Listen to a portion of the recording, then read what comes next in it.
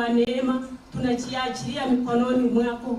Tusafiri salama ili tuweze kufika katika jina la Yesu Kristo aliye Muumba na Mwokozi wetu. Amen. Thank you so much. Ladies and gentlemen, good morning and welcome to these proceedings. My name is Bonitunya. I'll be guiding these proceedings today.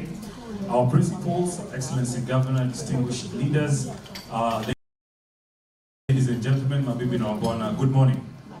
Good morning. Thank you so much for making time to be here.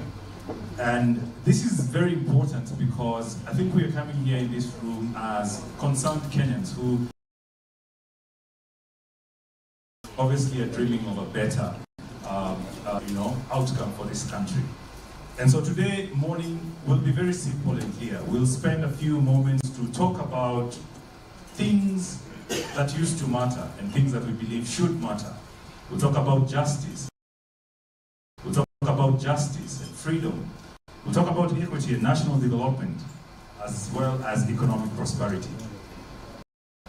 And the hope is that at the end of this conversation, we should have a clear idea of where it is that this country was intended to go, and perhaps forge ways into how exactly do we get there. And so all of us are invited to be part of this conversation because we are all stakeholders in thinking about the prosperity of this nation. Because hapa mambo inaenda mbio mbio, we won't take too much time with speeches. Ladies and gentlemen, it is my pleasure to invite to you the Senator for Nairobi, the ODM Secretary General, and the Deputy Minority Whip at the Senate, the Honorable Edwin Sifuna, to formally open remarks.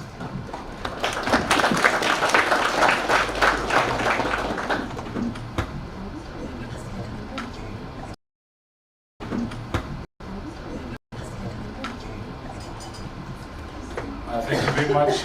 Good morning, everyone. Good morning, everyone. Yeah, I know we are dealing with difficult topics, but you have to look a bit more livelier. There is tea, we made sure of that. So if you've not had a cup of adani, help yourselves. We are here this morning as the leadership of the Linda Mwananchi to release a status report on the implementation of the 10-point agenda as we see it as Kenyans.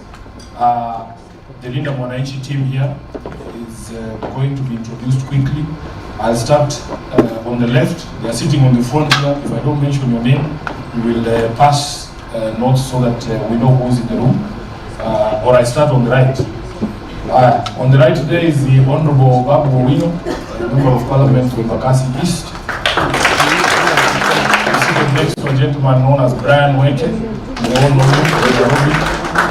the MCA for Kilimani and the leader of majority in the majority whip in the County Assembly of Nairobi, Moses Ogeto, the MP for Funyula, the Honorable Dr. Ouno, the MP for Kaiti in Makueni County was our host conservative, the Honorable Joshua Kibiru. We have the Honorable Danson Washako, MP for Ndani, Kenya Taveta. Then we have the Deputy Party Leader of ODM and Senator for Vihiga, the Honorable.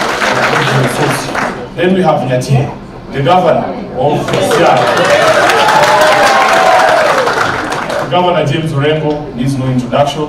Next to him is Honorable Anthony Kibagendi, Member of Parliament, Kilifi Chache South. We have Mzee Mzima here, the boxer himself.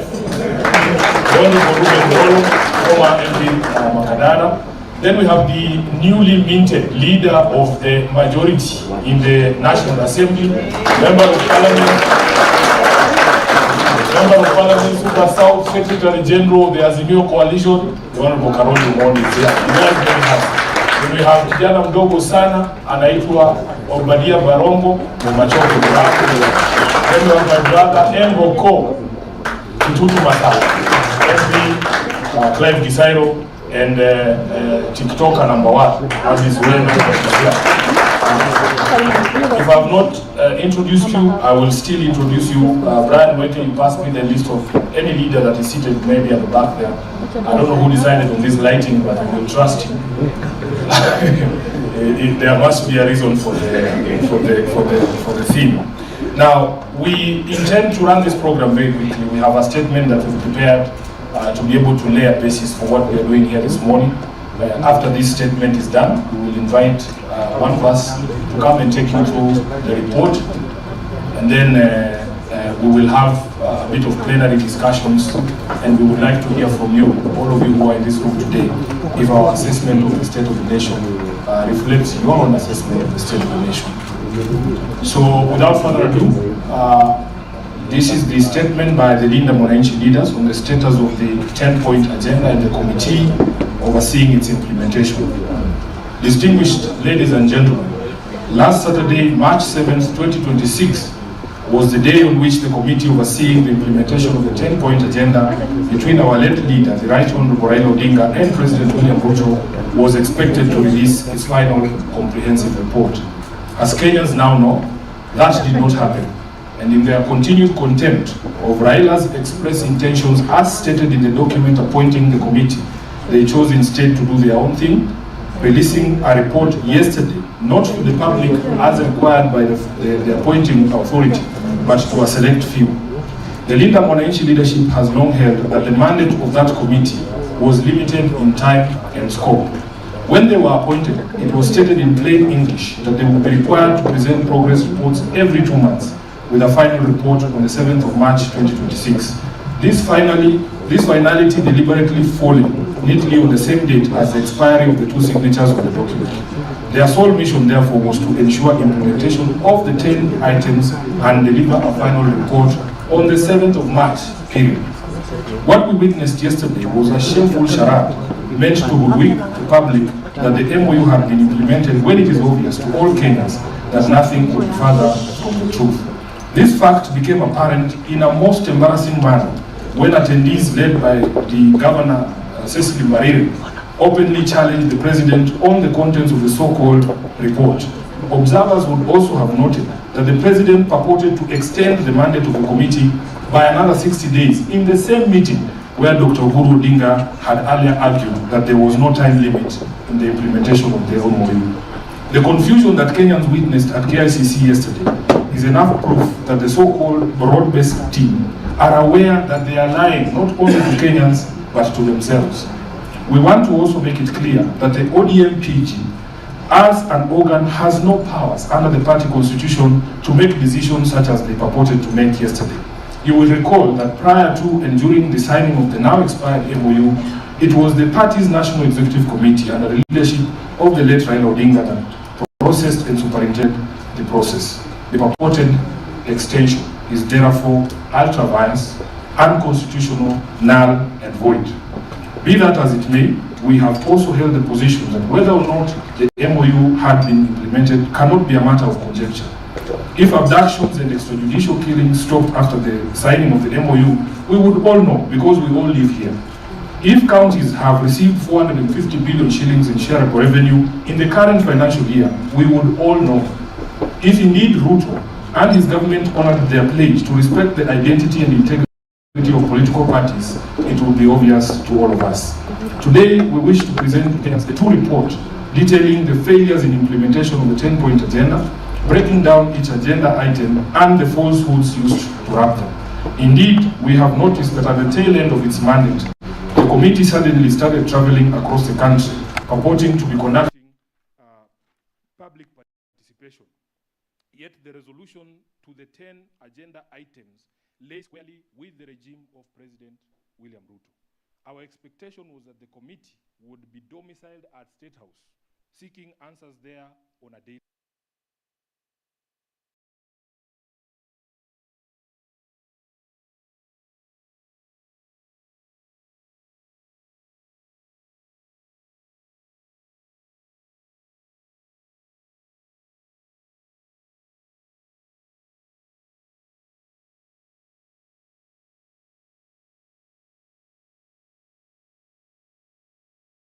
report so that we are able to present our view of the state of implementation of that MOU. I would like to invite on stage the Member of Parliament, Suba South, SG Azimio, Majority Leader, National Assembly, the Honorable Karoli.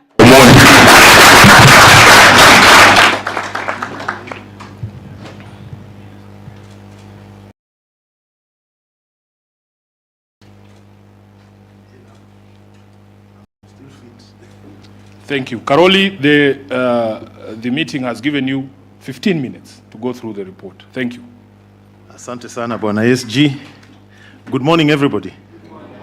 I'm very happy to be here this morning, and I have with me what was launched yesterday here and what we are launching today. And the difference is amazing, not just in terms of presentation, but in terms of the contents and details. 15 minutes, try and make good use of them. Let me start by explaining why we feel it is important that as Linda Mwananchi, we must also give a report on the 10-point agenda. First, we are here to defend Baba's legacy. That is why we are doing this. It is so important for us. And I think it is important for Kenya and those who have been with Baba all along in his quest for a better Kenya. This particular document has Baba's signature.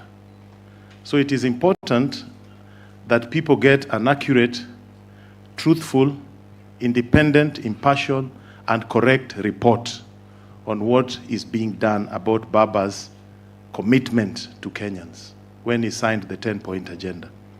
We are here to make sure political fraud is not committed on Kenyans in the name of Baba. That is why we are here. We must protect Baba's legacy. That is our duty as members of ODM, as members of Linda Mwananchi, as people who worked with Baba. Secondly, whether it is NADCO or whether it is the 10-point agenda, these documents were made in the name of the people. So there must be a people's report, not what you saw yesterday, a conspiracy of some sort. The people themselves must give a verdict. And what we are going to give here today is the people's report on what they think on the implementation of NADCO and the 10-point agenda. And finally, we all have national values in our constitution. There must be accountability. When leaders make certain public commitments, they must be held accountable. What we are trying to do here is to hold those who signed this to be accountable to Kenyans. So people may ask, how did we get about in compiling this report? What was our methodology? We did exactly what is expected in a situation like this. We had broad surveys, we contacted people by phone, by email, we asked questions, we engaged with the public. What do you think has been achieved on these particular issues? NADCO had 10 points, 10-point agenda had 10 points. So Kenyans have given us feedback. It is this feedback that we are now communicating to the rest of the world so that people can understand this. We looked at government records. We reviewed records in parliament, which bills have been passed that were supposed to be anchored on either NADCO or on the 10-point agenda. We looked at what has happened in the executive. How are they conducting executive business? Are they complying with the 10-point agenda? We looked at the judiciary. What decisions have been made in terms of the rule of law and constitutionalism? And we looked at the reports of other independent organizations, especially those in the civil society like Oxfam and the rest of them. So what we are presenting to you here is not something we just sat somewhere and created. It is a product of a consultative process, a scientific process, and with very good methodology. Now, how does our report relate to what was released yesterday? Let me start by telling you people the joke of the miniskirt. How do you define a miniskirt?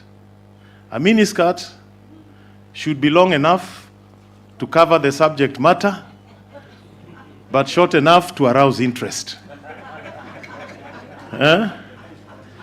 So if you look at what was launched yesterday, it is inimically short on substance. In fact, Mheshimiwa Obadia Barongo and Clive Gisairio here was laughing at their report on leadership and integrity. And since we are not propagandists, we are just people who like to give people correct information. If you look at their report on page 13, this is the report on leadership and integrity. It has 2 paragraphs. First paragraph has 15 words. Second paragraph has 35 words. 50 words on leadership and integrity. So their report is short on imagination. It is short on facts, short on truth. It is basically something that is designed to mislead and misinform. If you look at ours, you can count the words for yourself, the paragraphs, so that you get an accurate representation of what it is. Secondly, we are here to separate facts from fiction. There was a lot of fiction yesterday. And we want Kenyans to get involved in politics with facts. So we will present to you the facts, and you make your judgment. And we will invite other players, civil society, to make also their own report. So you can compare their report, our report, and the civil society's report, and other people's reports, and your own report and your own judgment as a Kenyan. You must also understand that this particular agenda was time-bound. There were key performance indicators which were to drive the political engagement that was being mooted between UDA and ODM. I use the word mooted informally because it was not yet agreed. Baba had made it very clear there'll come a time when we review the union based on these key performance indicators. Then we decide whether to proceed or to withdraw or to do something else. Yesterday we were being told that this was not time-bound, that this can be implemented ad infinitum until the world ends. And you saw there was a lot of confusion. You didn't know whether UDA was representing a report on their manifesto or they were doing the 10-point agenda. You didn't know where it started and where each ended. So we will not allow them to con us, that they set their own exam, they write their own exam, they mark their own exam, they award themselves marks. We cannot allow them. That does not happen. So we are here as the people to give them a record. Now, this report, I'll just give you some highlights, and I'll not go into details because they'll all be presented. But let's take the issue of audit of the 2022 presidential elections, what we called opening the server. There was an item like that. No work has been done on that. To date, people are asking IEBC, and we are asking them again here. If you do not address the issue of technology, not just the technology itself, but whoever supplies that technology for purposes of the next general elections, then what have you achieved? That was here. It has not been done, and they were too afraid to address it there. Nobody talked about it, opening of the servers. Did you hear anything about that? Confidence in the IEBC. They bragged that IEBC has been reconstituted. But ask yourself the question, has the new IEBC inspired confidence in the people of Kenya? When there are questions on how the selection process was done, when there's ultimate suspicion of close personal and other connections between those who are put into IEBC and those who are holding high offices in government and influential positions even in ODM, there are issues that must be addressed. So we wish IEBC well, and we are going to support IEBC. But we cannot bury our heads in the sand that there are no credibility questions. So we need to discuss these things. The cost of living crisis. They talked a lot about cost of living crisis. But I want to ask you and ask Kenyans, do you feel better off today than you were 3 years ago? That is a question they ought to have answered there. Does your shilling buy you more today or less than it did 3 years ago? Those are the questions that people and Mwananchi want to know. We don't want to be told the inflation has dropped from here to here. When the inflation was up here, the cost of goods went up to that point. They've not come down. The incomes have not grown. So don't tell us about inflation, exchange rate, and all those things. The fundamental question, are Kenyans better off today than they were 3 years ago? And the answer to that is no. Compensation for victims of police brutality during demonstrations. It's not been done. We are told there'll be 2 billion. In the supplementary budget, it will be brought to the House. We will pass it.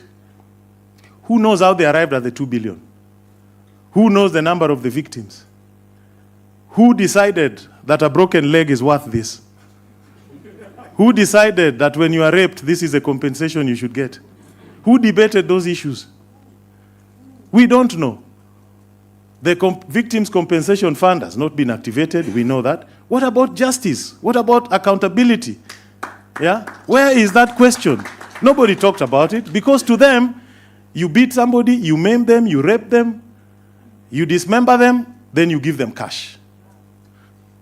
And then you tell them. And then they made a very curious statement that we need a law to protect victims of demonstrations. Where on earth? The Constitution already guarantees it. We don't need another law. That was euphemism for bringing a law to regulate demonstrations.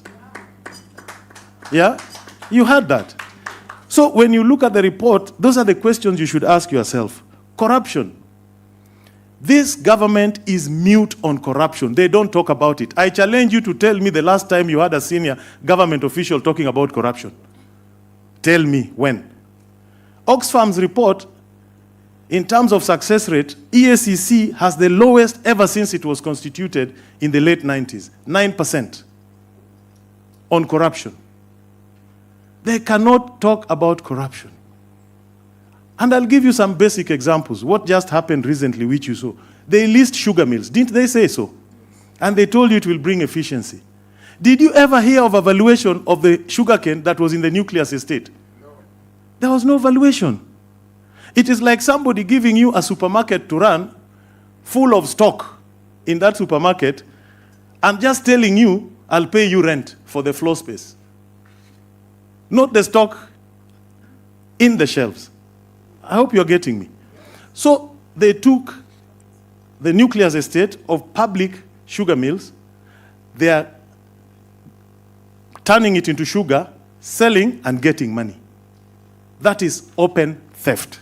And whoever is doing that, in another 19 months, tutakutana on that issue, because that is theft. It is like walking into a government office and walking out with the chairs. That's what it is. So there are many, many issues. Corruption, nothing is happening. They'll tell you, okay, rule of law, constitutionalism. There is no government in the history of this country whose initiatives have been declared illegal and unconstitutional in the number that this administration has had. Whether they are appointing advisors, illegal. They are appointing cars, illegal. Just go and do a count. No government has had that record. Everything they touch, illegal. This, illegal. That, illegal. So where is constitutionalism? Where is the rule of law? So my friends, we have a lot of work to do, but to basically tell the Kenyans the truth and to ask them that if you truly cared about Raila's legacy, then please, this is not the way to go. This is fraud. This is unacceptable. This is not what Baba wanted. And this is just part of the scheme, to confuse Kenyans. And I hope when they'll have an opportunity to read our report, which is here, they will know the truth. Thank you and God bless you.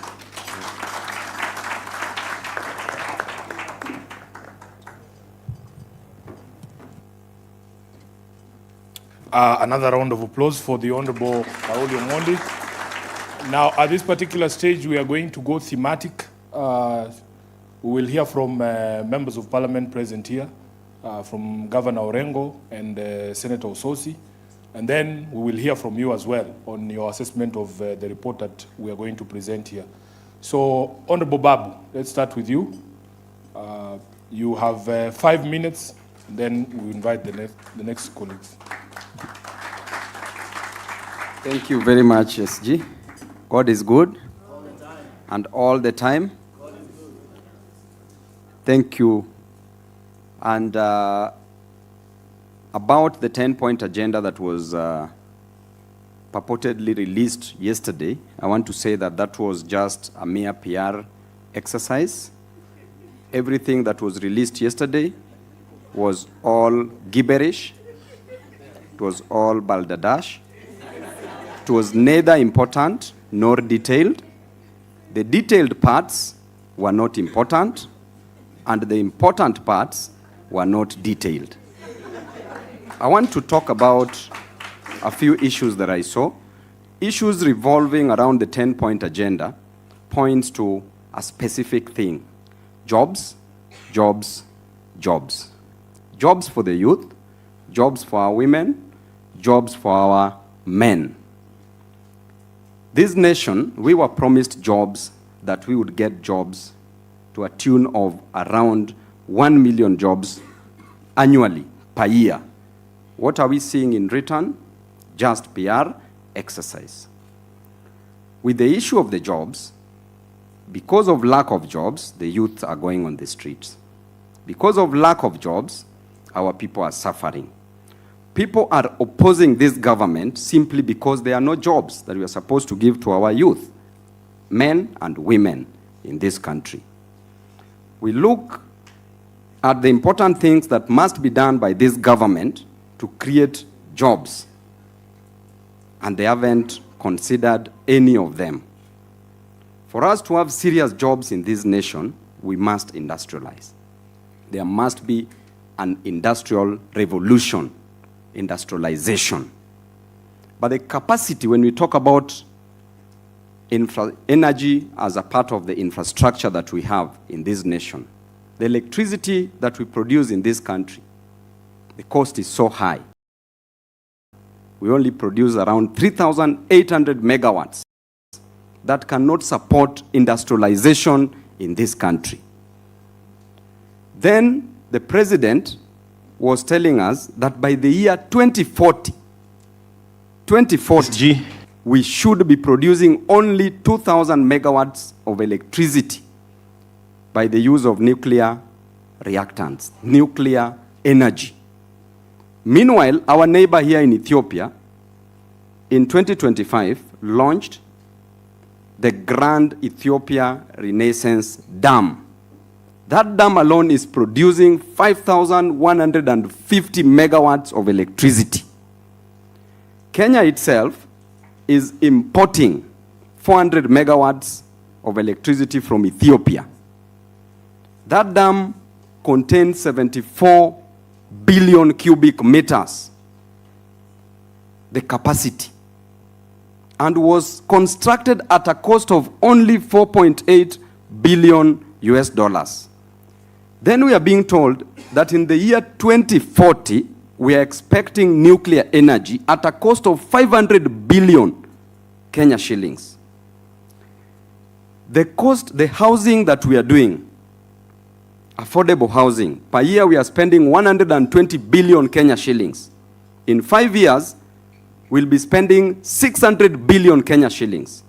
Meanwhile, affordable housing is a private good, and the role of a government is not to participate in provision of private goods, but to facilitate consumption of merit goods like education and health, and also provide public goods like roads. So you wonder, where is our priority? Where did we go wrong as a nation? That what we want to achieve in 2040, Ethiopia has already achieved by 2025. So therefore, when it comes to issue of handling jobs in this nation, we are not ready. Electricity is very costly in this nation as compared to East African countries. So without that proper energy as part of the infrastructure, we cannot create jobs. And because of that, the youth will continue rising, and the youth will continue demanding for what is rightfully theirs. Lastly, on the issue of the public debt, we were being told so many things about public debt. Everything that was mentioned about public debt yesterday is completely out of place, is completely mere statements of puff and misrepresentation of facts. Yesterday, when they were talking about debt, we know very well that our Constitution in Article 229, Sub-Article 4, Paragraph G, gives the Auditor General the mandate to audit the public debt. And it states clearly that every 6 months after every financial year, the Auditor General shall audit our public debt. What happens in our nation? The system, the government does not allow the Auditor General to audit our public debt. What is happening in our public debt? Right now, we have a debt of 12.3 trillion Kenya shillings. Out of that, 6.8 trillion is the domestic debt. Then 5.5 trillion is the foreign debt. Then every year we are paying 2.3 trillion as debt. The problem is not taking a debt. We all know all this from the economists who are here, that a debt is not a problem. But what you do with that debt is what is the problem.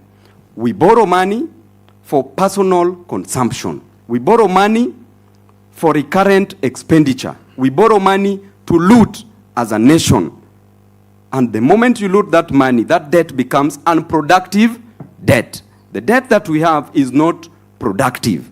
And therefore, we are not even creating jobs, because the moment we make the debt be productive, then we shall be creating jobs with that debt. A child born today in 2026 is born with a debt of 200,000 Kenya shillings, approximately. Therefore, where are we headed as a nation? Because we are still going to borrow more money just to waste. And therefore, my scorecard on a scale of 0 to 10, I want to say that the government has scored -1. Thank you. Thank you, Honorable Babu. Honorable Undo, 5 minutes, please, so that we can engage the... Thank you. Thank you, ladies and gentlemen. When I listened yesterday and what I read yesterday, it was a sad day for Kenya. It was a sad day for the followers of Raila Amolo Odinga. It was a sad day for Raila Amolo Odinga, wherever he is. What I saw yesterday was actually a praise and worship of the king at State House. It's such a shame that ODM leadership can stoop that low to go and praise the president for doing nothing. I do not know what they have been fed on since Baba Raila Amolo Odinga departed in the world. Let me focus on the economic issues. They keep on gloating that the economy is expanding, the economy is growing. But truth be told, the Kenyan economy has remained stagnant all the 3.5 years President Ruto has been in the office. When you look at the statistics of the Kenya National Bureau of Standard Statistics, clearly indicates nothing has changed.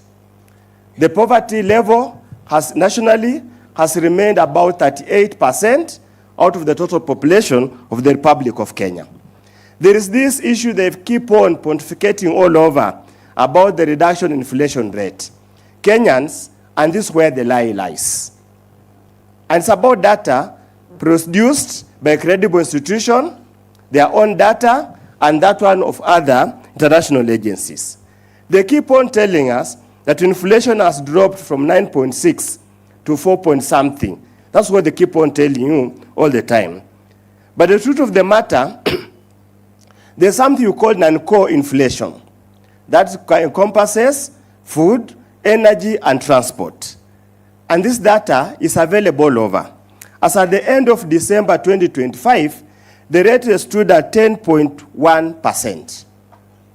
10.1%. So the true inflation that affects the common Mwananchi stood at 10.1% against the lies we keep on being told 4.5%. We are being told that the economy has stabilized and has grown. And as my colleague Babu has said, how many youths have been employed? What has been the reduction in the level of unemployment? How many people are working? And what has been the change in the disposable income for the last 3 years? Many Kenyans, when you look at your pay slip, those who are lucky to have a pay slip, you can see how emaciated, how mutilated it has been from 2022 to 2026. Kenyans, the lies are becoming just too much and unbearable. As a country, as a generation, We cannot allow these lies to continue. On the issue of securitization that have been told us, you have heard what the Office of Auditor General has spoken about Talanta Stadium. What is happening in the sports fund, the blatant looting, exaggeration of the cost of the Talanta Stadium to a whopping 10 billion, where the money has been lost. Much more is going to be lost at Bomas of Kenya. Much more we are going to see in these other funny grandiose projects they are going to set up. And for record purposes, and this we have said and repeat to say, securitization is debt of record. That's the fact of the matter. It's debt of record. So the debt level of Kenya could even much, much more than the 12.5 trillion they keep on telling us, which again is above the threshold set under the PFM Act. So honorable Kenyans, be vigilant, keep your eyes wide, and we pray for the soul of Raila Amolo Odinga. Please reincarnate and save this country. Thank you. Asante sana. Mheshimiwa Kibagendi.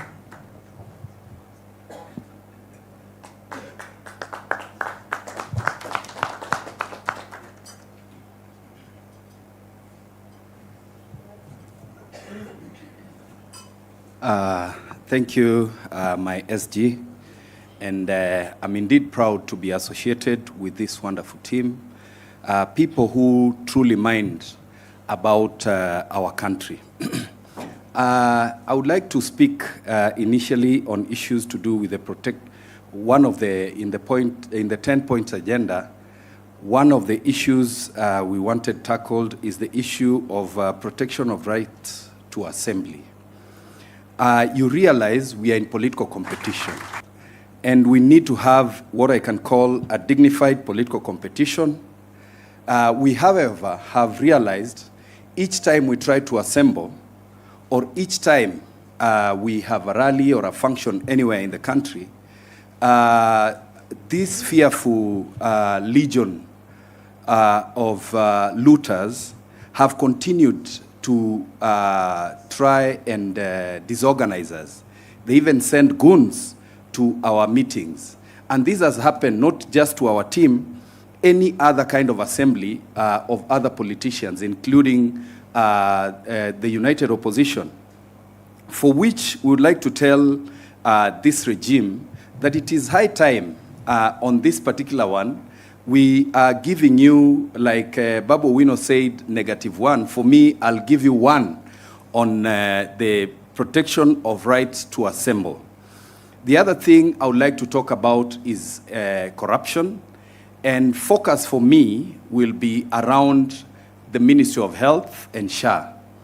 You realize this is an area I've given a lot of attention, and you have seen me even at one point have a very intense altercation with the architect of corruption in that ministry, Honorable Duale. Honorable Duale constantly plays politics with the people of this country. You have seen the Auditor General has given reports not once, not twice, whereby lots of money have gotten lost from SHA. And I'm here to tell you that I sit in the Health Committee, and I can confirm that we have a problem. We have a problem in the Ministry of Health, from personnel management all the way to how SHA is being run. We have what we call conflict of interest, particularly from the same architect of this looting, who is one of the chief suppliers in KEMSA. He is a provider of the system that has totally refused to work in SHA. And they are the people who ensure hospitals that do not exist or hospitals that do not offer services are the ones that are paid first. You know, this regime is allergic to truth. And that is why when I said the other day that Parliament has been auctioned, and I'm saying it here again, and those who have a moment, please talk to Honorable Tangula, Senior Counsel. I saw Honorable Tangula go when you were having the the LSK elections. The gentleman does not even realize he needs to have a practicing certificate to be able to vote. And he's here coming with what I can call Bukusu Diskomatanga rules to use them in Parliament for issues, things I've said outside Parliament. We need to have a Parliament that protects Mwananchi, a Parliament that fights corruption. We have a Parliament that is enhancing corruption in this country in the sense that they have aided the executive to do the wanton looting that you are seeing today. My colleague has spoken about the stadium, Talanta Stadium, and many other projects. And recently, again, on corruption, believe you me, Parliament handed over an opportunity to the executive to a point of, is it 5 trillion Kenya shillings? They call it infrastructure fund, but I call it pocket money for them to use in the coming election. But I believe Kenyans understand and know what they actually want. The other thing I would like to talk, sorry, before I finish on corruption, and that is why I'm asking Kenyans, on the issue on Ministry of Health, we need to go hard, particularly on this CS, Adan Duale, who keeps chest thumping, that is the one who gave the EACC CEO the job he has today. He gave the job, you realize they are kinsmen, and the person who is at DCI, and hence you realize EACC is busy being used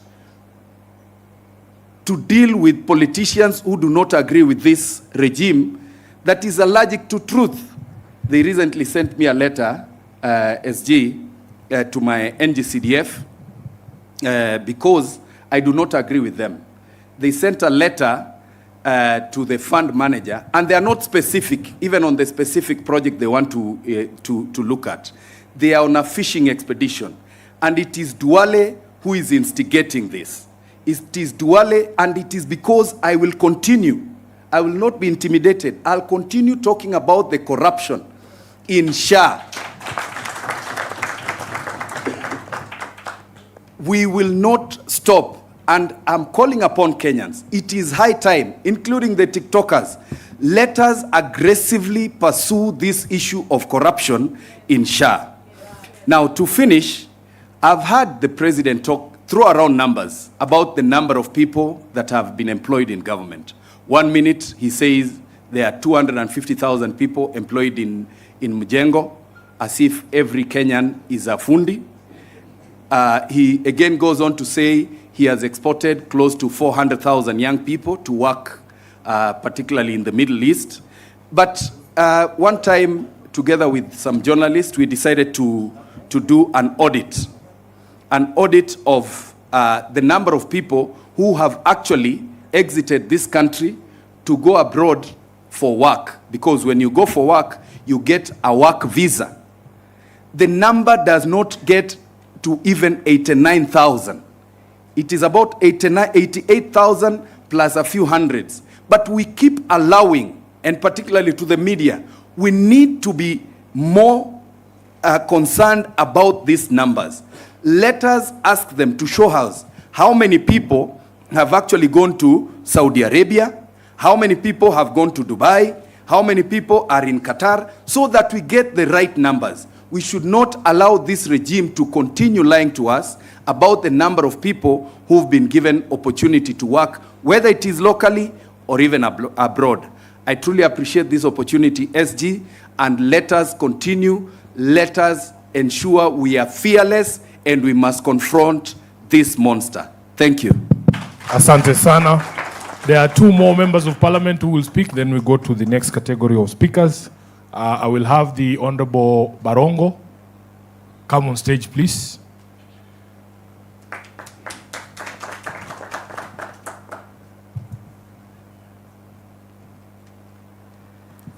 Thank you very much, Mheshimiwa Sifuna. My contribution on this topic today would be to speak about on point number 10, which is promoting sovereignty of the people and rule of law and constitutionalism. Now, dear Kenyans, I'm sure you have read in the sections of the media something that I would call passports gate. Kenya has been able to issue a passport to a gentleman related to a war general in a neighboring country. This has removed the neutrality that Kenya has had for a very long time in diplomatic circles. This action, if the country that we infringe with decides that they are going to take an action that is detrimental to our country. For example, you understand that these neighboring countries also import our tea. Now, if they decide to ban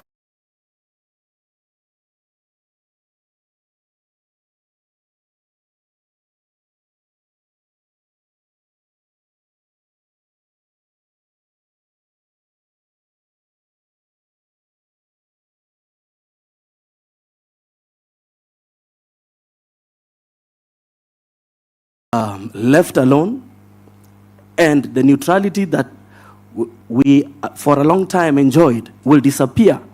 Kenyans going into other countries will now go through a multiple layer of security checks, which we did not have previously.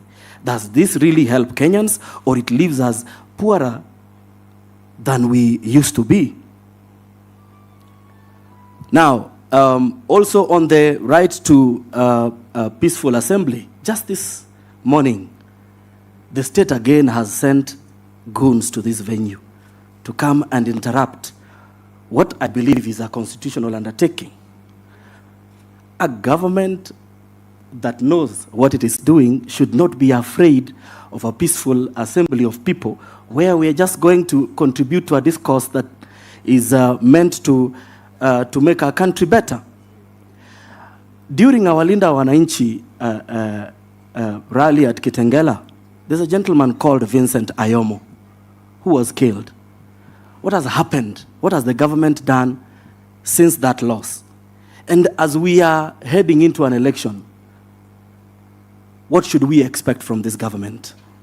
Are Kenyans optimistic that this government is going to create an environment in which Kenyans will exercise their full rights of choosing the leaders that they desire to push this country forward? On the point around promoting and protecting young people, how does bullying wakina Zuena here when they are creating content help them? How is that creating an environment in which a Kenyan is supposed to exercise their right to oversight their own government?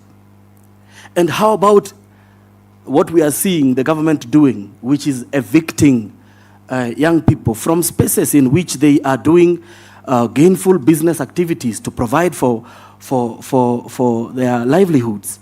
How does that leave Kenyans better off?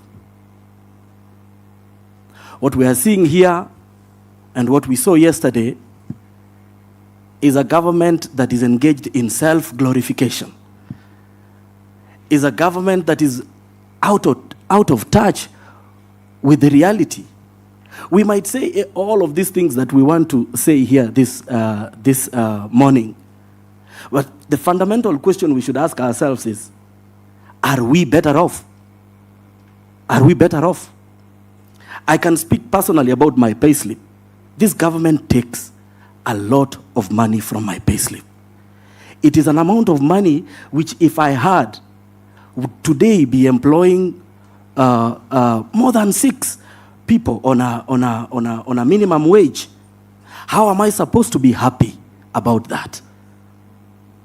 For this and other reasons, and the contributions that my colleagues have made, we want to ask Kenyans not to be defeated in their minds, to maintain the vigilance at an individual level. As leaders, we can say whatever it is that we want to say here. But as Kenyans, we must decide that we want better for our country. And if we do that, we will be very ready to die standing than to die kneeling. Thank you very much. Asante sana. At this stage, I want to apologize for the gender monotony. There is a reason. Our colleagues in Parliament of the female gender have found themselves in a very tough situation.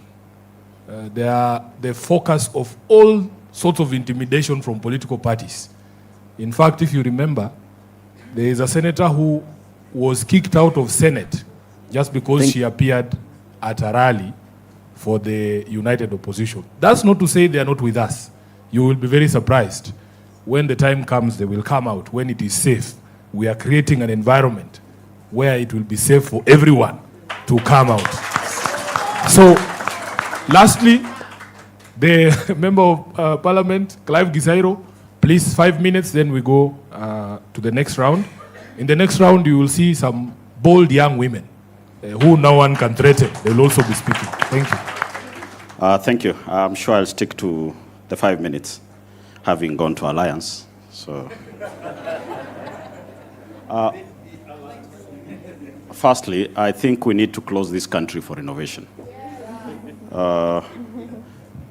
And while doing renovation, we'll start the cleanup from State House, because that's the heart of the mess of this country. One of the 10-point agendas was to stop wastage of public resources and promoting government efficiency. Listening to them yesterday, the first thing they said in stopping wastage was doing away with the spouses and all those shenanigans. You cut on spouses, but your State House budget goes up to 17 billion. I do not need to make public what I give my wife. I just need to get it for myself, and wife is taken care of. And that's what they are doing. We are not fools, and we are not going to be fooled. The young people are up to the task, and they are going to take everyone on. When you cancel foreign travel, as you said, and then you ensure the Kenya Air Force helicopter never lands, actually it's a touch and go for refueling. That is not cutting cost on travel. You just moved foreign and turned your counties to be the foreign nations. So when you're moving from this county, the next minute you're in the next county. And then we say we are cutting travel costs. We are not. We've actually ballooned travel costs. Tell me when you never heard of that helicopter for 72 hours, landing somewhere in this country. What's the cost of keeping a helicopter on the air? Nowadays, the pilots of that plane are most known faces other than the aide-de-camp of the president. We talked about promoting and protecting the livelihoods of the young people. We don't know this government what exactly we'll make reference to. Will it be the Hustler Fund, which none of us knows the results, the outcome, how many youth it has benefited? Can they be paraded somewhere? We see them. Or does any one of you know any? Are we going to talk about the empowerment program? Whose funding we didn't know it was coming from? Our colleagues in Parliament were all over the place with empowerment programs, spending billions of funds that nobody knows the source and the intended outcome of those level of tokenisms. Today, we are now riding on a World Bank-funded project called Nyota. It has been politicized. Why will you need to take a chopper to go launch 22,000 shillings? How crazy can you get? You know, you can be holding a doctorate degree, you can be a doctor by title. After all, can he have a photo of his classmates? We don't know where some of these titles are gotten from because the acts and actions do not reflect the title and the degrees you claim to hold. These are some of the small things that are angering the young people of this nation. And we want the anger to grow. We want the anger to manifest into serious temper. If ikiwezekana, hasira ya Mkisii is now allowed in all Kenyans. We've been having the issues of teacher employment. Oh, we've employed 100,000 teachers. Cut us some crap. While the CBE or CBC, whatever the name is, was formulated over 11 years ago. That is when those teachers' opportunities were created. Because junior school was going to be there, you like it or not, and teachers had to be employed. So stop riding on things that were automatic. Even if we were to have a madman in that house, I'm not saying the one who is there is not mad, the same thing was going to happen. So we need to have a bigger discussion, a discussion that talks of facts and things that are actually new, creating opportunities for the young people. Yes, Talanta Stadium is good. But where will you get the talent to go to that Talanta Stadium if the stadiums in the villages are not anything to talk about? In my own county, we don't have a single stadium. So how do I promote and donate someone to come to play at Talanta Stadium? We are getting it wrong because we are so focused on not being Kenyans, but being Singaporeans. We need to be Kenyans. We need to fix the Kenyan problem. For those of us who want to be in Singapore, nowadays, if Singapore Airlines does not land in JKIA, we'll get it some hours to land there, pick some of them and go. When we're talking about protecting and strengthening devolution, they don't even know the number. They launched and said, in the shareable revenue this year, they're going to get 450 billion. While I sat in parliament, it's 420 billion. How do you get it wrong with 30 billion? Hata kama hesabu ilikushinda daktari. 30 billion is quite a big gap to get it wrong. Next time, get it wrong with 2 billion.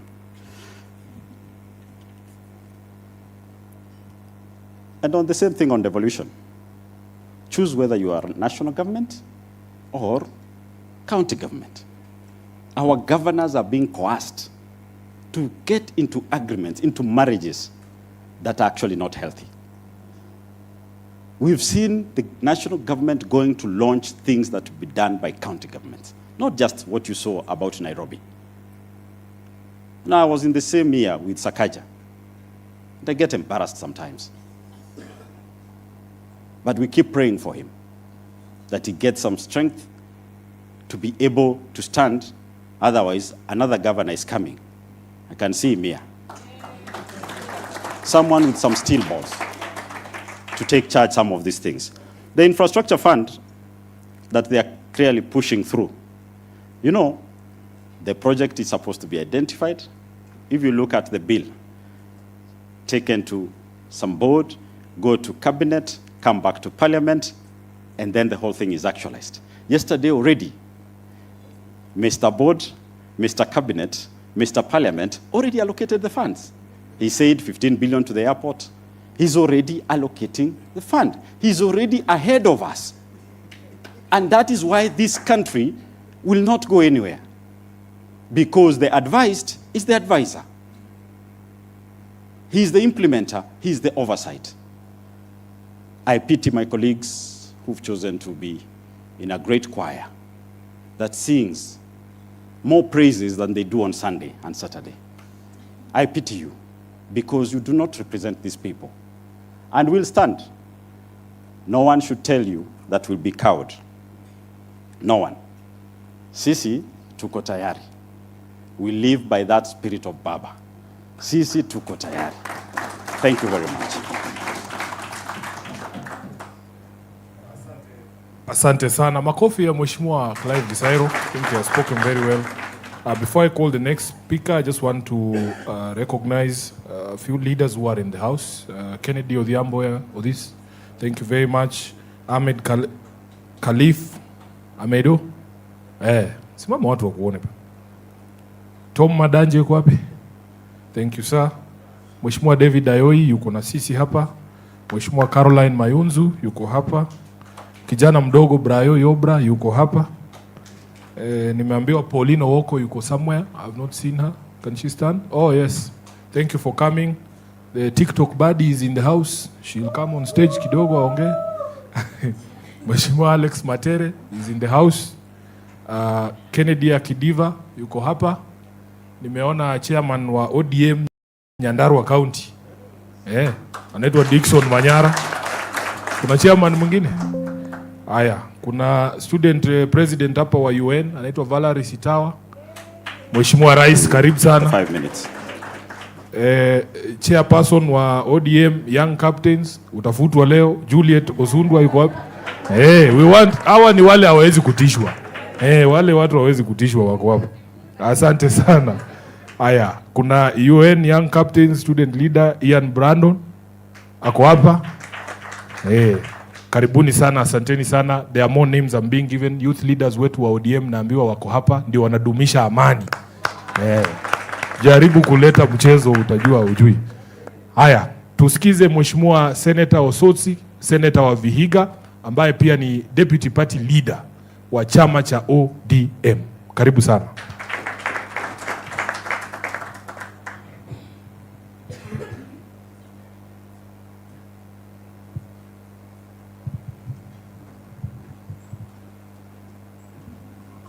Good morning, everyone. Let me start by saying that I'm very happy this morning because when I was seated there going through the two documents, the one prepared by this Kenya Kwanza government and the other one prepared by Linda Mwananchi, I could see that indeed Linda Mwananchi is the government in waiting. Because if you look at what these people released yesterday, then you wonder what they had been doing for a whole year.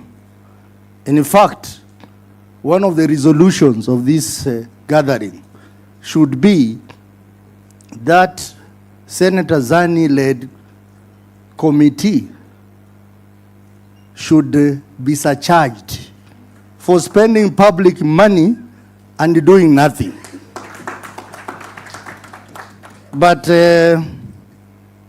let me say this. During the funeral of our late party leader, Raila Amolo Odinga, I was given a chance to address the gathering. And I said that the greatest gift William Ruto was to give to Raila Amolo Odinga was not offering him a state burial, but implementation of the 10 points agenda.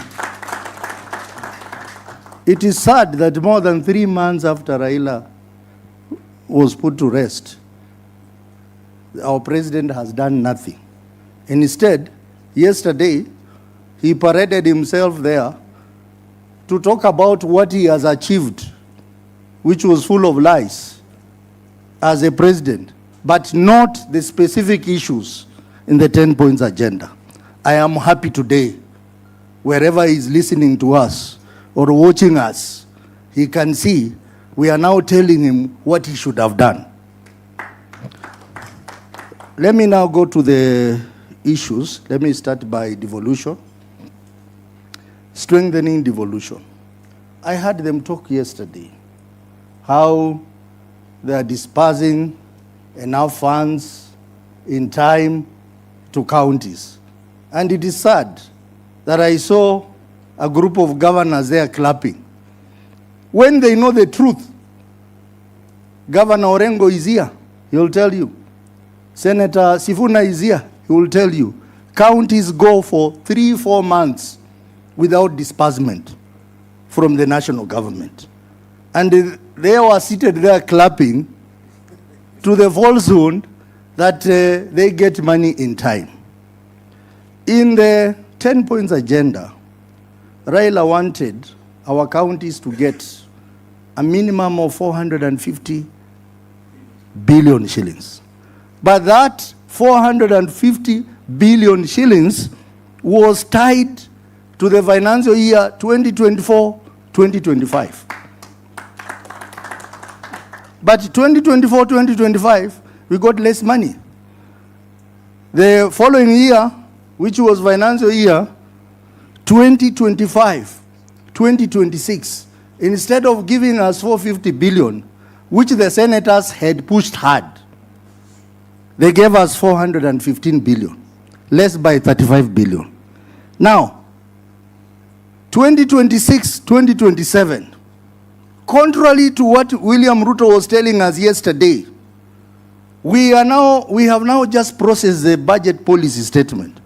It is talking of 420 billion shillings. Yesterday, the National Assembly passed the Division of Revenue Bill with 420 billion. So why is this man lying to us in daytime that he's going to give us 450 billion when in the BPS it is 420, when in the Division of Revenue Bill it is 420? See you in Mwongo.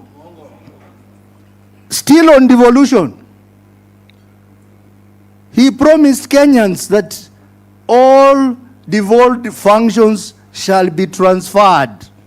We are sitting here, instead of him transferring functions to counties, he is taking over the functions of counties.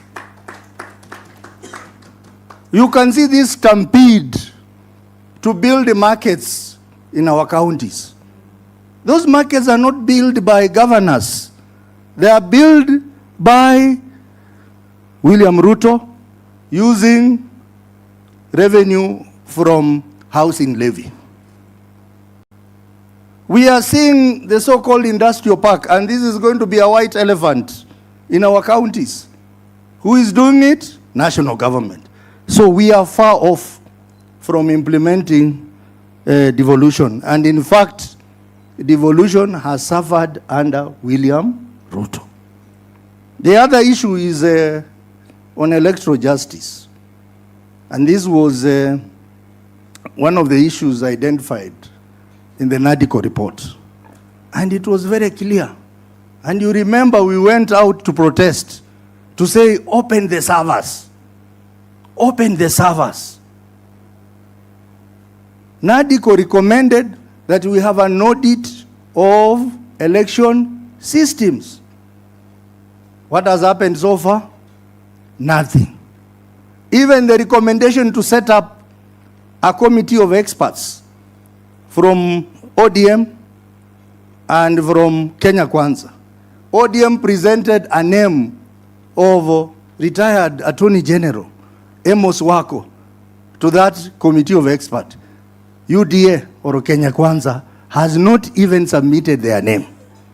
And now, we are now being told that the company that was involved in election malpractice, Smartmatic, was irregularly brought back just before Marijan left. Just before Marijan left, they extended their contract. So nothing has been done so far on that. And that, William Ruto did not speak anything. On the matter of youth, promoting and protecting the livelihood of young people, I want to say that the gift that this government should have given the youth of this country is to implement the provision of Article 100 of the Constitution. They have not done anything on that. They told us about hustler. They are no longer talking about hustler nowadays. Instead, for convenience, they have jumped onto Nyota program. They are now moving around the country saying we have brought Nyota. Nyota is a World Bank program. William Ruto should tell us what he has done for the young people of this country. Even hustler now, no one knows how much money has been raised, who is borrowing. It is a fraud. Lastly, on the issue of the right to assemble, you have seen for yourself. Even today in the morning, they wanted to disrupt this assembly by bringing goons. You have seen what they have done to our meetings. That one, we cannot even talk about it in terms of implementation. Because now even this government is now relying on goons to deal with the political opponents. And this is how Haiti started. And now Haiti is a big problem. So we are saying on this one, nothing has been done. And this team is going to join the Gen Zs during the June anniversary. Now, on the issue of compensation of victims of police brutality, I want to agree with Mheshimiwa Omondi that how did they arrive at an arbitrary figure of 2 billion? How did they cost it? Because we are told over 250 youth were killed. How did they arrive at 2 billion? How did they do the assessment? We also have so many of our youth who are languishing in prison. Even as we talk about a deal between ODM and UDA, our youth are in prison. Our youth are facing court cases, and there is no one to represent them there. How are we going to deal with that? And we reject compensation without justice. There can never be compensation without justice. What happened to those police officers who killed our youth at Parliament? Police officers who killed our youth during Azimio demonstration. Some of them are known. What happened to the police officers who are involved in extrajudicial killings and abduction? The deputy IG, whom they said they had suspended, is back in office. And he was involved or accused to have been involved in the issue of Albert Ojwang. So, Kenyans, I hope you are listening. I hope you listen to the lies that were made to us. But we are here to say, we will pursue the dream of Raila Amolo Odinga, which is envisaged in the 10 points agenda to the end. Thank you very much, and God bless you. Now I want to invite on stage the last leader from our side, the governor for Siaya, the Honorable James Orengo. And as he comes, there's names have been given here. The youth leaders led by Daddy are in the house. Daddy Okumu is from the Great North. Mandela, Evanso, Balotelli, Fanon, Eriko, Ngule, Engineer Pete, yuko hapa. Na director wa CMD, Frank Mukwanja, has joined us here. Mpige makofi. Asante sana. Thank you, ladies and gentlemen and comrades. I'll be very short, and I don't intend to look at any particular subject in the 10-point agenda. But I want to begin by saying this. This document that was released yesterday is a fraud. This document is a fraud. And it is a shame that the largest party in the Republic of Kenya, purportedly, because I still recognize Edwin Sifuna as the Secretary General of ODM, not still, but the Secretary General of ODM, with state power and all the resources, they even lack the content to fill the pages. A lot of these pages have no content at all, and it's a big shame to them. Now, in giving my remarks, I want to refer to 3 great documents in history. One is the American Declaration of Independence of 1776, which was largely written by Thomas Jefferson. And the other document, which was written 13 years later, is the Declaration of the Rights of Man, which was drafted by a famous Frenchman, Lafayette, but with some assistance from Thomas Jefferson. And thirdly is the Kenyan Constitution. These are 3 great documents. And in a moment, I'll tell you why I'm referring to these documents. If you look at what has happened to the 10-point agenda, you ask the question, what is to be done? I think essentially this is a question that we must confront. Now, the 10-point agenda, in my view, was a ceasefire document. It was written at a time when Kenyans were out demanding for their rights, and the youth particularly were out demanding their rights in the context of what was happening in Kenya at that time. And then came the NADCO report and the 10-point agenda. It was a ceasefire document. It was telling Kenyans, hold fire. And we're holding fire for this 10-point agenda to be implemented. And you've been given a record of the implementation of the 10-point agenda, and I agree with many who have spoken before. I will give them also -1. I think that's, I agree with Babu. I agree with Babu on that one. Now, in the Declaration of Independence, which was written in 1776 by Thomas Jefferson, he brought in the notion, and America was being created as as a democracy.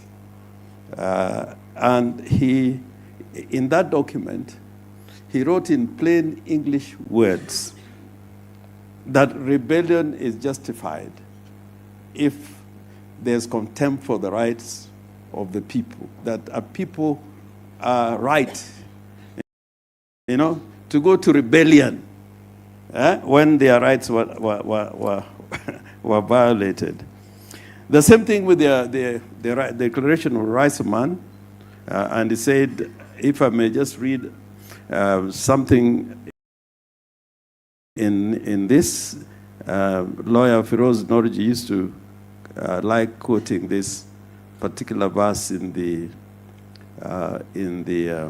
Declaration of the Rights of Man, written in the year 1789. And this was written by the National Assembly that was convened in 1789. The representatives of the people of France formed into a National Assembly, considering that ignorance, forgetfulness, and I emphasize the word forgetfulness, or contempt of the rights of man are the sole causes of public misfortunes and corruptions of governance. Now, if you look at these two documents, they have a resemblance in terms of content to the preamble to the Kenyan Constitution, to the Kenyan Constitution. And the Kenyan Constitution talks about we the people, we the people. Now, the big problem in Kenya is about the presidency. If you look at the 10-point agenda, the major complaint is about the institution of the presidency. We have in Kenya today an imperial presidency. That's why there's a lot of complaints about abuse of power, extrajudicial killing, abductions, violation of the freedom of assembly and the right to demonstrations, and many other governance issues. So the biggest problem we have in Kenya today is the institution of the presidency itself, full stop. If we can do something about the institution of the presidency and bring it back to what it should be according to the Constitution, then we'll be dealing with many of the problems that we have today. And me, what I can just say in a word, that the report yesterday was a call to action. It was a call to action. It was a call to action. It was a call to action. And that action is not going to be taken by governors, by members of parliament, by representatives in the various assemblies. It will be taken in the words of the Constitution, we the people. That is why the Kenyan Constitution talks about sovereignty is vested on the people of Kenya. And I can tell you, the hour has come. The hour has come. It is not 2027. It is now. The hour has come. This is the time to begin the process of bringing change to Kenya, a transformation. And that is not going to be done by parliament, because our institutions have been emasculated. The courts cannot really drive change. It is going to be done by the people. So the only advice I can give, and I'm prepared for this, and when I sleep, I'm very comfortable in my mind that Kenyans must come out now, not next year, not tomorrow, not next week, to claim their country together. If it takes another month, another 6 months, it will be more difficult. And I can tell you, when the people are united together, nothing can stop us from achieving our goals. So I plead with you that in the first phase, we must recapture the party called ODM. This is the first phase of the struggle. We must make sure that ODM as a part of the people must be reclaimed by the people. And we are lucky that the Secretary General is with the people. And the Deputy Party Leader also is with the people. And you are all with the people. After reclaiming our party back, state capture, from state capture,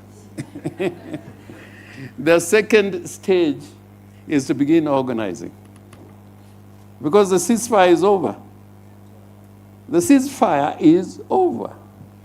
And I can tell you there is no way we can have free and fair elections until people come out en masse to determine what type of elections we're going to have.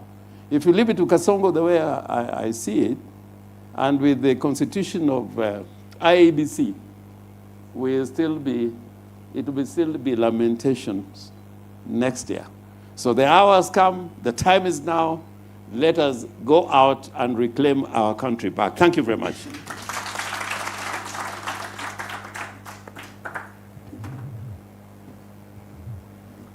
Thank you very much. A round of appreciation to all the people who have spoken so far.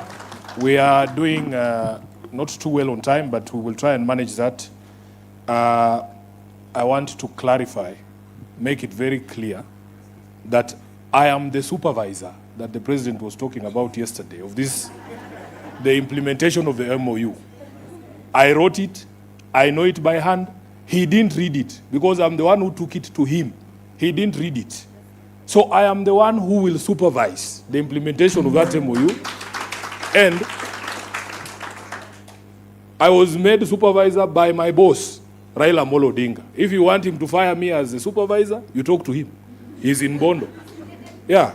So we are the ones who know what the spirit of this document is. And as the governor has said, there is no longer any document binding us with UDA. It expired on the 7th of March. We have said that that extension is illegal.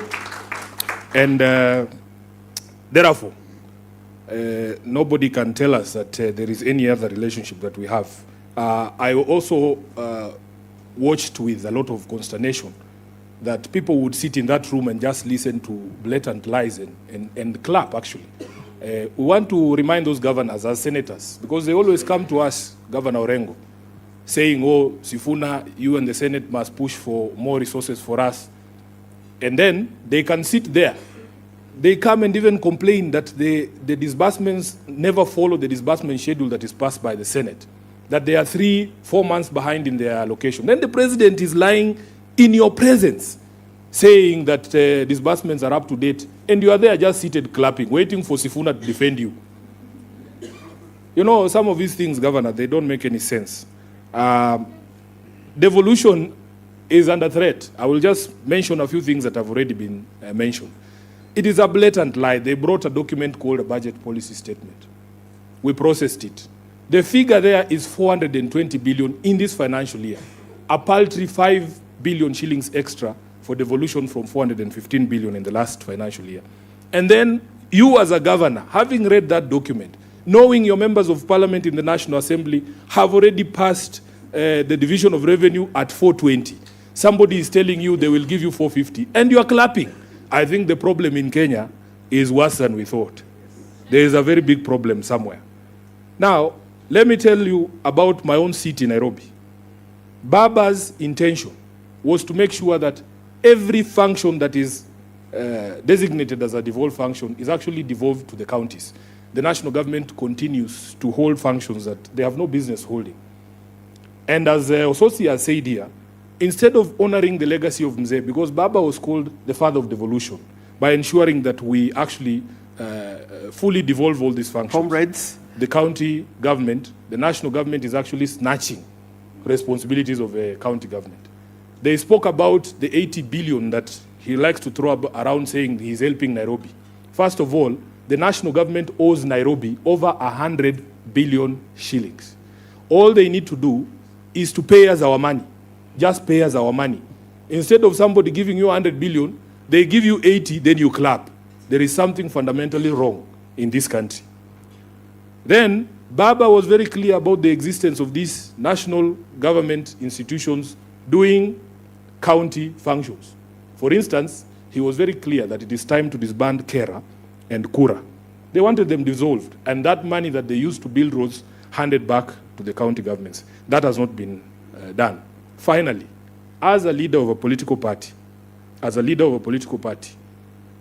I wrote in that MOU that William Ruto's government will respect the identity and integrity of all political parties because we are a multi-party democracy. Because he didn't read it, he doesn't know that it is there. What he has done to my party ODM, I can speak for Baba. Baba will never forgive Ruto for what he has done to ODM. ODM today is unrecognizable. ODM is unrecognizable. We used to be the party that fights for the people. We used to be the ones representing the interests of the people. Can you really see the representation of the people in those dances we are being shown on TV called Linda Ground? And that is the doing of William Ruto. He has supplied resources outside party channels to be able to destroy the party that is ODM. Those of us who still believe that this great institution cannot go down will continue to stand and fight. Some of you, I hear you telling me, oh, Sifuna, leave ODM, you go and form another party. We are not leaving ODM. This party belongs to all of us. We have to fight for this party, bwana. Watuue tu kama watatuua, lakini tutakuwa hapo ndani. Baba hakulea waoga, as I've told you. And we have all contributed to the standing of the party. You cannot tell Karoli to leave ODM. He's the owner of ODM. We are all owners of ODM. All of you who pay taxes. ODM is a taxpayer-funded institution. All of us have a stake. Even if you're not a member of ODM, you have a responsibility to fight for these great institutions of democracy, such as political parties. So therefore, I want to just give a few people from this side. We have had a lot from men in suits. Let us have some female voices as well. And we want to start with the president. You know, there's a president here. Mheshimiwa Rais. Unaweza kupatiwa mic hapo ndio tuende kwa haraka, because if we walk too much, we might take a lot of time. Madam President, you have 2 minutes. You can give us our assessment from the students' perspective, whether indeed you feel that the 10-point MOU has been fully implemented as they told us yesterday. Morning, everyone. I am Valerie Sitawa, a student at the University of Nairobi. Incoming Madam President, and we must get there. So today is a pleasure, and it's a wow thing that we have been given such a good opportunity to be with our leaders, sit down and discuss about the 10-point agenda. And first of all, I would like to point out to the unemployment part, where His Excellency Mheshimiwa Babu Owino talked about. It's one of the most troubling issue in our country. And as much as we are in the universities, our parents are proud of us, but what is the aftermath? We go to school, we get to graduate, we get our degrees, but at the end of it, we get to become business people. Like, there's this girl in TikTok, she calls herself Mama Mboga, and she has a degree that can get her work. So opportunities are closed for us. We don't have representation. And concerning about education, we are a public university. And sometimes we don't get all the social provision from our schools. And all they can say is they are not getting enough funding. And we are looking up to the government. We are not being catered for education-wise because the government is not there for us, is not giving us a position so that we can also grow and become people like them. Yeah, thank you so much. Thank you very much. Let's hear from Juliet. Good afternoon, everyone. My name is Juliet Osundwa. I'm the national chairperson of the ODM Young Captains. It is a caucus within the ODM Women League. So what I can say is that the government failed to meet its deadline. And when I heard what they were talking about yesterday, that the 10-point agenda is on track, I was shocked. I was surprised because everything has not been met. When you look at the cost of living, it's still high. We, the young women, we are affected. There is still unemployment. When you look at the human rights and security, the victims of June 2024, we were on streets with them. The justice has not been met. Justice delayed is justice denied, right? So I want to say that they have really messed with us, and the report we are having here, the report from the people, we are the people, and we are telling a different story. So another thing I would like to talk about, the other day I heard Senator being criticized that the team doesn't have women, and as a young woman, I heard him saying that he's protecting us from the tear gas and the chaos in the rallies. What I want to say is that we don't need protection. Yeah, so we want to be involved.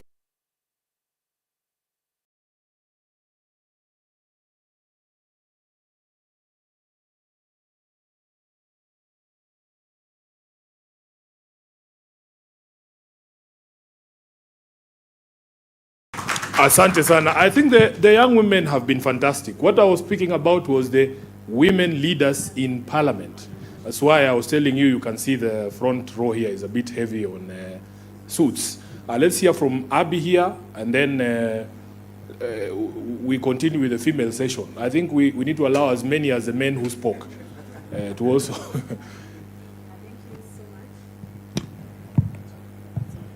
Oh, thank you so much. And you know, Senator Sifuna, when they attempted to oust you, you stopped being the SG of ODM, you also became the SG of the people. Kwa hivyo, you are wearing two hats. Thank you. And I also want to just tell the two ladies that have spoken before me that this team accommodates young women.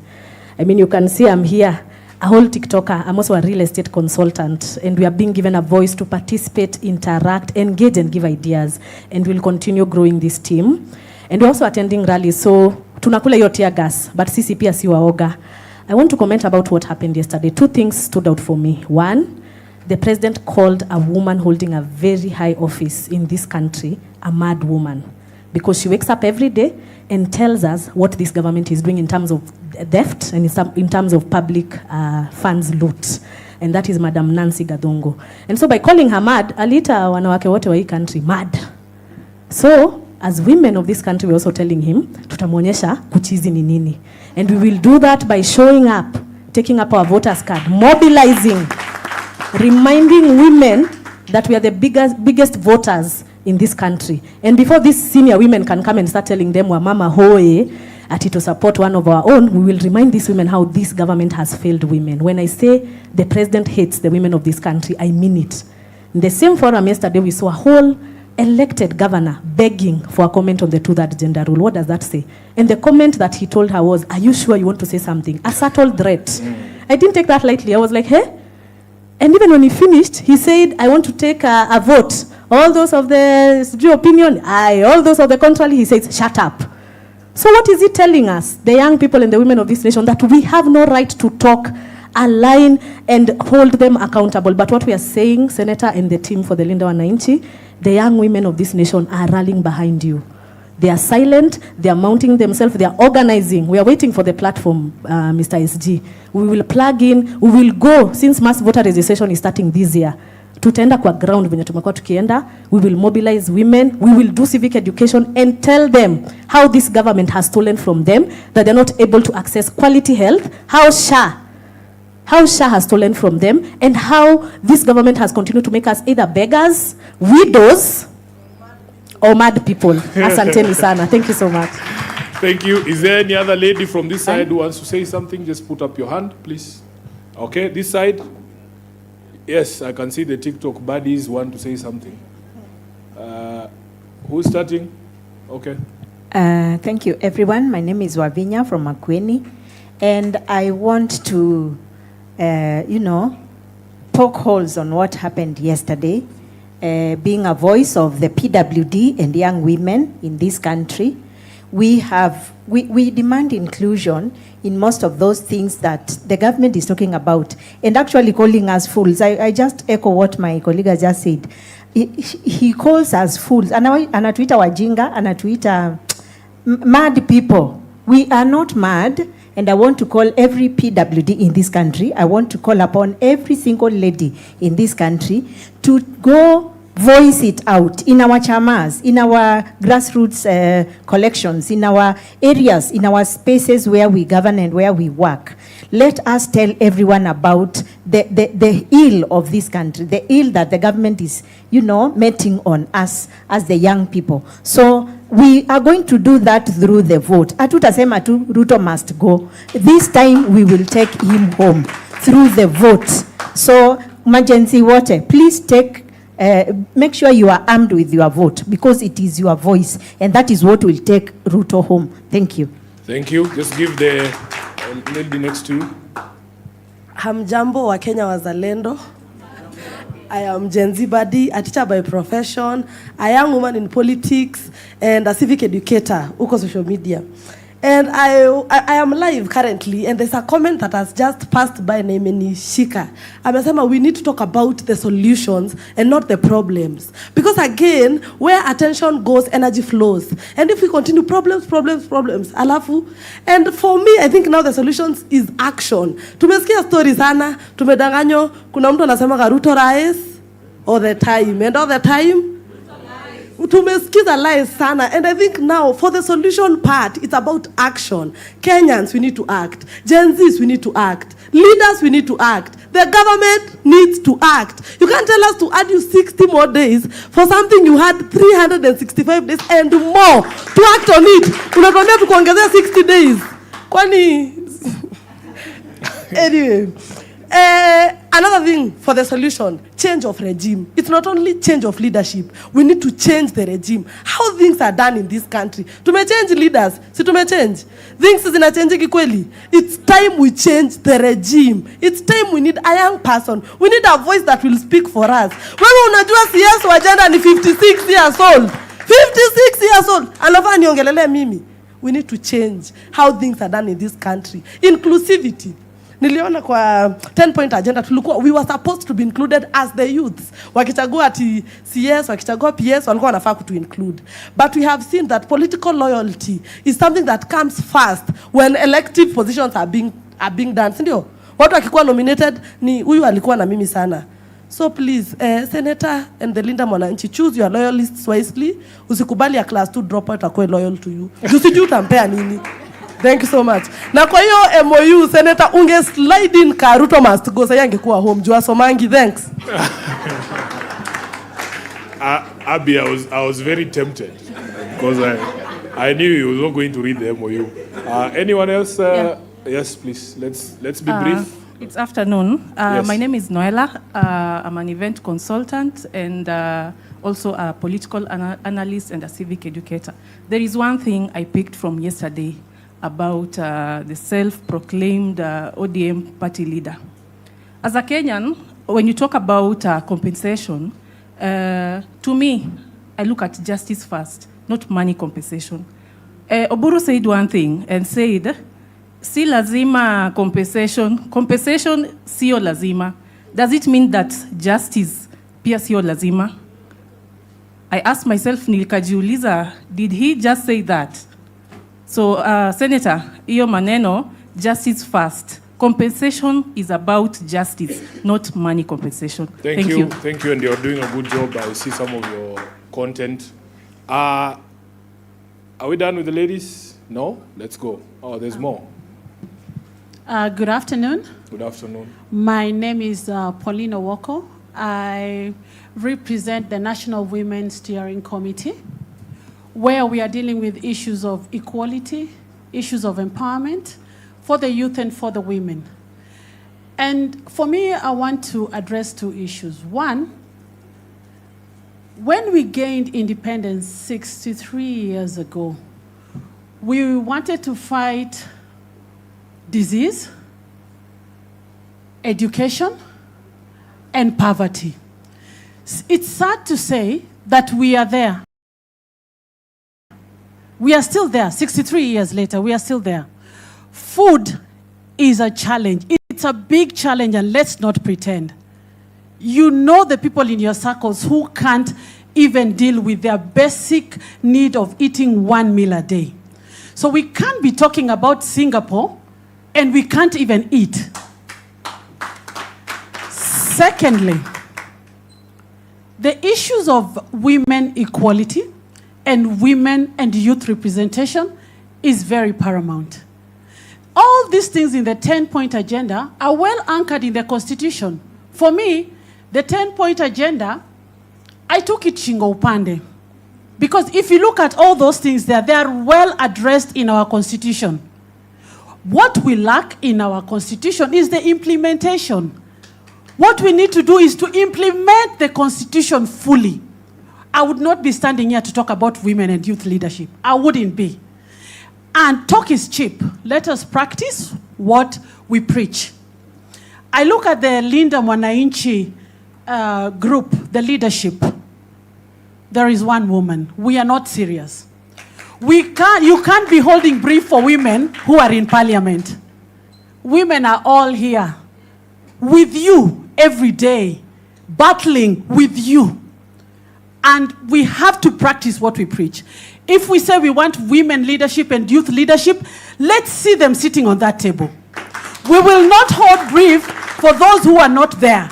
You gotta be present to be recognized. Asante sana. And women and youth, jitokeleze. Don't sit there and say, remember me, remember me. There is no remembering me. Be present. The tear gases, we enjoy them. And I will be there. Thank you. Asante sana. I think I like that fire and spirit. The last category we want, there's one more lady. Yes, close for us in 1 minute, please. Then tusikize wazee pia, si ndio? That mic is not on, Kimberly. No, just there's a reason you need to.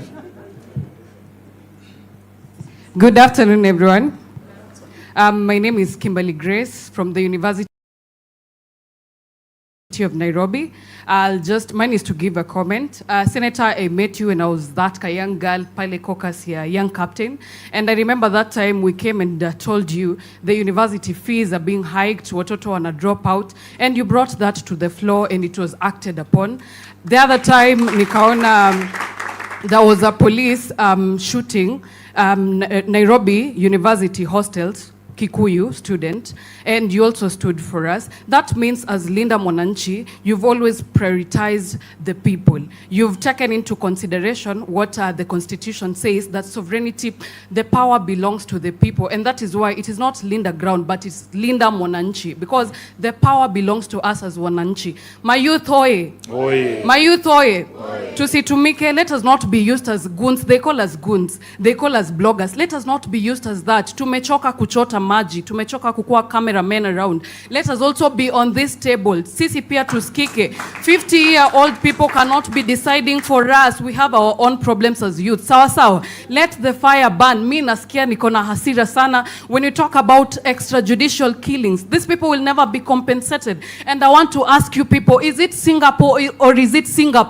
Because right now, Nairobi is flooding. We're not going to use Sakaja's dimples to fetch the water. Soon enough, they're going to form a committee to compensate these people, which is just for formality. Let us be implemented like it has been said on the floor. Thank you. Asira ni mingi sana. Asante. And just to remind you, because the IEBC is running out, Pale University of Nairobi opposite, there is the anniversary towers. I've been registering students for the sake of Hon Perpetua, but it is our own responsibility. Youth for youth, sindio? Tuende pale ukiwa CBD, take that one person mwenye haja register, mpeleke pale a register, because our voice is lying in our vote. Sawa sawa. Thank you so much. Asante sana. Aya, tusikie wazee bwana. We, nipatie mzee Ndolo pia azungumze, and then we will take 2 more interventions, then we will do the launch, and then we will invite everybody for lunch. Wazee ni wangapi? Kuna mzee mwingine anataka kuzungumza? Naona mzee Manyara hapo. Wewe sio mzee bwana. Tafadhali mzee Ndolo. Yeah. Utatuonyesha wenzako wewe mwenyewe. Thank you very much, my SG. First of all, be very much brief, because much has been said, and I'll talk about first issues to our president, William Ruto. Anisikie vizuri sana. Because when Baba died, alituacha na SG huyu kijana. You know, those brokers, they are talking about Baba alituacha na broad-based. Mi sioni hiyo. Those are lies, which is happening here. Baba alituacha na SG Sifuna, na tutaendelea kuwa na yeye. Nikiwa Makueni niliwaambia wakirudi nyuma, si amesema ile kazi yangu ilikuwa, lakini siku hizi yangu ni ya Mungu. So, Bwana President, don't destroy ODM. What you have been doing, I'm told you brought that, I don't know, from Funyula, I don't know, maybe ni neighbor wa my brother here, that lady, ati ndio acting SG. Na mimi nilipata report when I was in Siaya. Yule jamaa unasema ana dance. Mimi nikaambia makamu, kumbe ni girlfriend. Sasa unataka kutuletea girlfriend ya makamu ndio akuja asimamie ODM? No. Asante. Haya, mzee Manyara. Nikimalizia. Okay. Kwa party leader wetu Oburu. I saw him just a few weeks ago. Yeye anasema ni youth. Si alisema? Ama akusema? Yeye ni youth, na akachukua msichana ingine anasema weka mawe. Weka mawe. Umesikia? Na sasa yeye is a youth. Anataka kufukuza mayouth wetu kama kina Sifuna kwa chama, kina Babu Owino, kina Kibagendi. Unataka kufukuza mayouth na wewe unasema ni youth. Mambo gani hii? Hatutoki. Asante. Mheshimiwa Ndolo, sisi hatuna shida na mtu yote kwa chama. Kama unataka kukua SG wa chama, uwe mwanaume, uwe mwanamke, uwe kuwe girlfriend ya mtu ama sio, unaweza kufanya hiyo kazi, bora tu ufuate nini? Sheria. Si ndio? Sheria tu ifuatwe. Kama wanataka kiti ya mtu yote, watangaze uchaguzi, watu waingie kwa debe. Hiyo sio mbaya. Haya, Mheshimiwa Manyara. Thank you, our SG. Majina ni Dickson Manyara Mwangi, mwenyekiti wa chama cha ODM County ya Nyandarua. Mimi ni ile team imesimama kwa chama na kusema no to the impunity of not following the party constitution. Moja nikiongea na our party leader, acting, because he is not a party leader, he is an acting party leader, Honorable Daktari Oburu Odinga. Jana alisema ati huyo jamaa ambaye referring to our SG, ati is no longer our SG, and they already have a court order. This means he has taken a team kujiingiza kwa wale watu ambao a group of impunity group that does everything to confuse Kenyans and kill this republic. We are ready as chairs. Makatakata. Yeah, it's on. We are ready as chairs, very many of us, even if they are not here. SG is witness to that. We have stood firm and said Sivuna is going nowhere. The other team is going nowhere, but leader Mwananchi, leader ground will not sell our party. We have our famous working constitution, Governor James Orengo. He has been there. He is our elder. We used to be with him since 1992 in the opposition. And I wonder, and I want to challenge the youths. Apana angalia mambo ya pesa, these guys are coming with the Buddhas and all this. These leaders, young leaders here are proud. And they are making you people proud because they are young and they don't want to be millionaires. They don't want to be billionaires. They want to recapture or reclaim our country back. Kwa sababu imepotea, imeuzwa na hawa mikora, but we are there. Tutatembea mguu, tutafanya chochote, na mimi nawaomba tafadhali. Youths, engage others. Chukua kitambulisho, chukua kura. It is the only thing that will save us. Because with a vote, you will not die. But you will send somebody packing. Now by 10th of 2027 August, Ruto and his team, wote tutafagia. Asanteni. Kuna mzee amebaki anataka kuzungumza? Mzee Ayoi ako sawa, wewe sio mzee. Najua miaka yako boss. I know you. I know. Sasa you are younger than me, my brother. Haya, what I propose us to do now. Mzee ndevu sio uzee bwana. Mimi naona huyu jamaa ni youth. Briefly, 1 minute, please, so that we don't shut out anyone. 1 minute. The mic is on. That mic is on. Hello. Hello. Hello. My name is Kennedy Akidiva from Westlands, and I'm a political exegete. For 1 minute, I'll speak about what happened yesterday from an exegetical view. When we saw everything that happened, it reminded me of what is written in the book of Daniel chapter 11 verse 32, which says, "The king will use deceit to win followers from those who are unfaithful to their God, but those who remain faithful will do everything possible to oppose him." So when I see this team here, I want to say thank you, because you are doing everything to oppose that deceitful man. I've never seen a deceitful leader like William Samoei Ruto. And for us, we are going to tell him, let him continue with his deceitfulness. But we have people who know their God. We have people who have faith, and like Sifuna, like James Orengo, we thank you for standing there. We will follow you because we want to be on the right side of history. Let him use his money, but we are going to use our faith and our strength to show people the right direction. And therefore, I'm very, very grateful. When you see what they are doing yesterday, it's like they want to form an alliance using deceit. And I want to tell them, before they go and form that alliance, they go and read Isaiah chapter 30 verse 1, which says, "Who to the obstinate children declares the Lord, who carry out plans that are not mine, forming an alliance but not by my spirit, heaping sin upon sin." Can anybody who believes in God go and form an alliance with William Ruto, really? Somebody who says and declares that our children be shot. A king is supposed to preserve his people. William Ruto is not there to preserve us. He's using our police to go and guard other people. Thank you. Thank you, Bishop. Makofi kwake. So a copy of this report is going to be provided to you and to the media. We will also make it available online. In a manner of closing and summary, we have outlined every single issue here point by point to point out the shortcomings of the implementation committee and the government of William Ruto. For our of the NADCO report, we have talked to you about all the issues to do with the audit of the elections, the current IEBC and all the challenges there. The question of inclusivity in government as well is properly addressed there. We have spoken to you about the challenges that continue in devolution and the lies that we were told yesterday about the monies that have been devolved, the clawback of functions. We have spoken to you about all of those.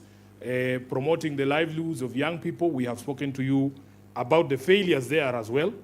Then we have spoken to you about the lack of content in their own report on anything to do with leadership and integrity. And in that particular theme, Honorable Orengo, Baba was concerned about opulence and display of wealth in public, including the harambes we saw yesterday. Not yesterday, just last week. Governor, I was very shocked that people who we have known all our lives have never given more than 100,000 or 10,000 shillings in a harambe. Suddenly, he can afford to give 5 million shillings in church. Baba must be rolling in his grave. The fight against corruption, we have all witnessed that there's nothing that has been done on that front. On the right to peaceful assembly, the less we say about it, the better, because we ourselves have been victims. If you count the number of political rallies and gatherings that have been attacked and broken up violently since the signing of the MOU, they are actually, it's embarrassing that William Ruto has paid no attention to this particular issue. It has gotten so bad that he can throw tear gas to a church, forgetting that he rode to power on the back of the church. The number of young people who have been killed since we signed the MOU in the last 12 months are upwards of 30, including Albert Ojwang, who was killed at Central Police Station here, and the latest one in Kitengela. When we were there, that gentleman called Vincent Ayomo was shot 4 hours after our rally was over. They have been peddling the lie that he was killed during the rally.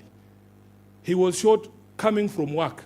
That life is upon William Ruto. And the people who are saying that they are going to compensate as a pole, they should know that that was somebody's child, that was somebody's husband, that was somebody's father.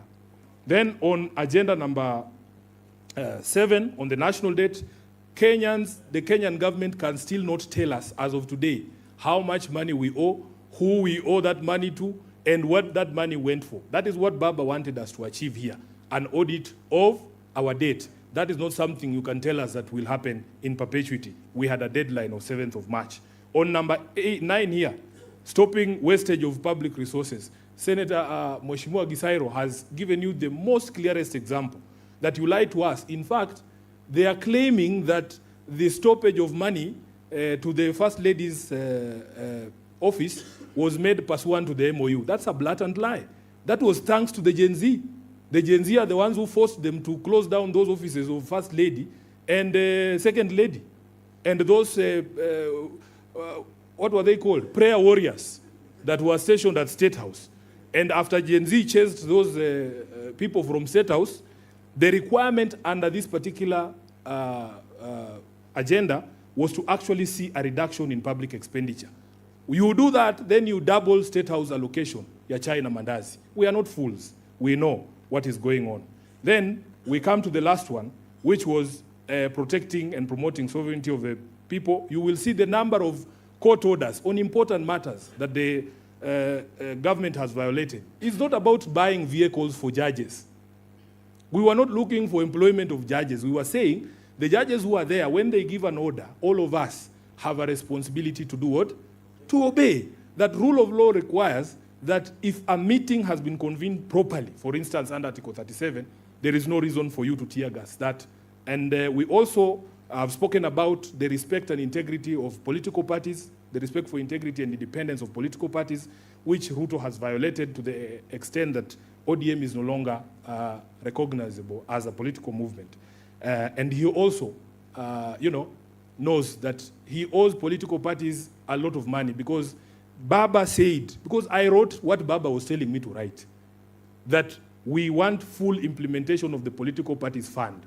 Up to today, ODM alone is owed 12 billion. Ruto has paid not a single shilling to that debt since the signing of this MOU, and now it has expired. Yes, and that is in the face of ODM has 5 court orders saying government must pay this money for the purposes of building our democracy. And that is why, in conclusion,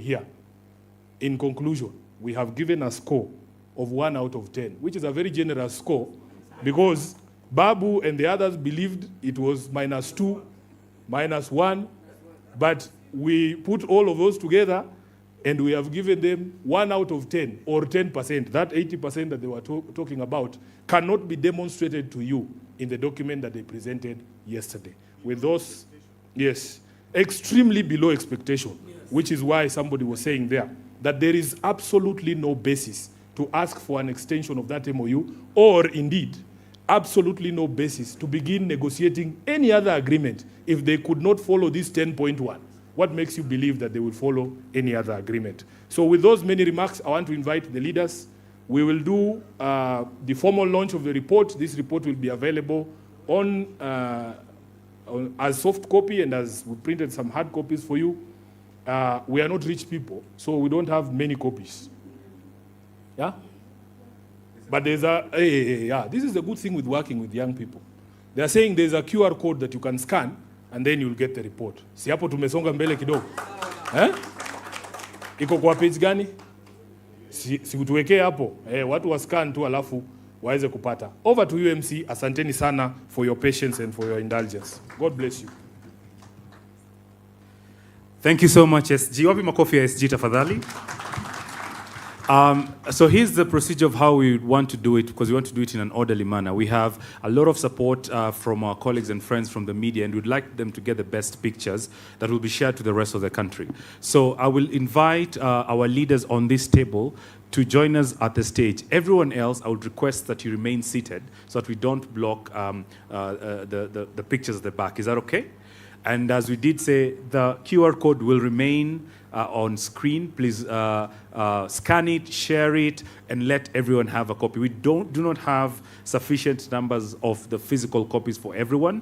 We've given priority to the media, but for everyone else, if we could kindly scan and have that copy for yourselves. So I'll request our distinguished leaders if we could join us on my right to the stage. And the women leaders as well who spoke, if you could join us on stage.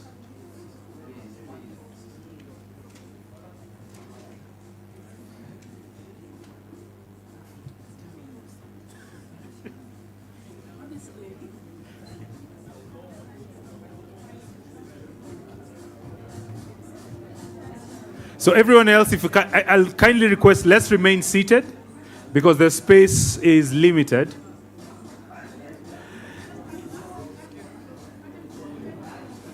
So we'll have a quick countdown. Once we are settled, we shall have a quick countdown.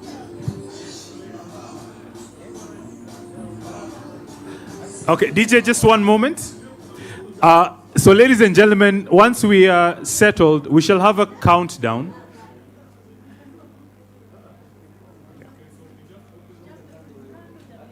Okay, so shall we count from 5? Help me count. 5. Okay. Space.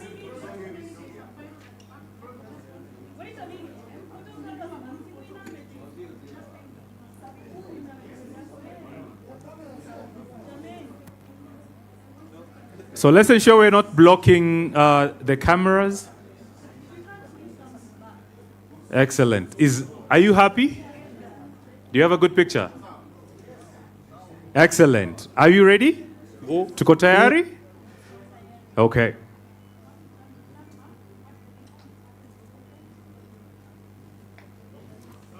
Okay, shall we count from 5? 5, 4, 3, 2, 1. Makofi tafadhali, and congratulations. Excellent. Wapi makofi tafadhali?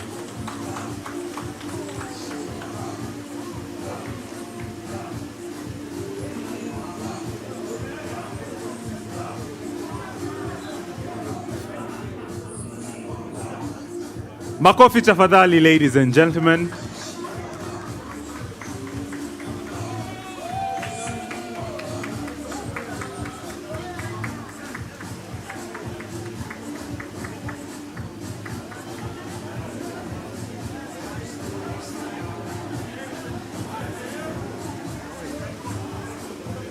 Asante sana.